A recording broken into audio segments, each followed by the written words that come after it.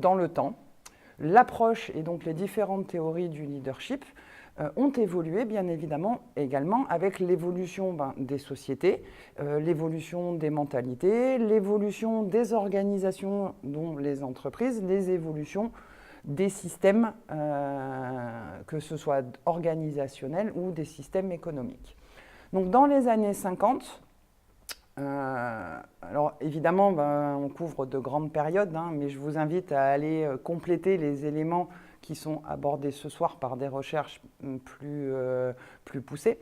Mais dans les années 50, la vision en fait théorique était une vision sur un management très scientifique. Donc le leader avait pour optique de simplifier la production et avait pour optique de simplifier la gestion, le traitement des humains, des ressources humaines.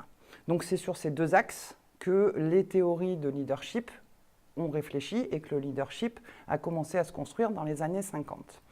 Dans les années 60, la production et l'objectif de production ou les attentes liées à la production sur le leader ont été minimisées par rapport aux attentes en matière de relations humaines. Signe également de l'évolution de la société ou des sociétés. Donc, en relations humaines, priorité sur les outils humains, la sensibilité, la communication, la relation sociale. Et également, dans les années 60, on commence à voir émerger les données électroniques. Et donc, face aussi à cette arrivée, l'humain commence à reprendre sa place dans l'approche du leadership. Dans les années 70, tous les théoriciens se focalisent plutôt sur le leader qui fixe les objectifs. Et le leader est celui qui va fixer les objectifs pour l'avenir et qui va être celui qui est devant, la figure de proue pour porter ces objectifs d'avenir.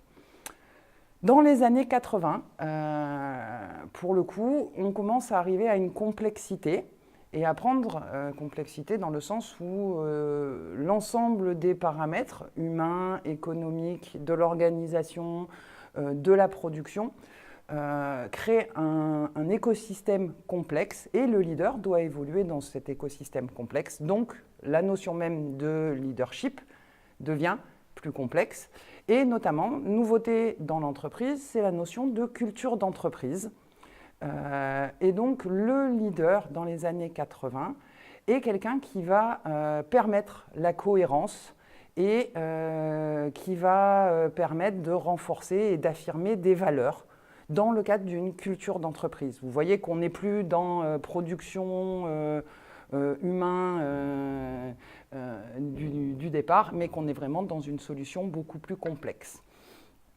Pour simplifier, jusque dans les années 80, on va dire jusque fin des siècles derniers, il y avait une focalisation du leadership sur la coopération, le travail en équipe, mais comme des moyens pour l'efficacité.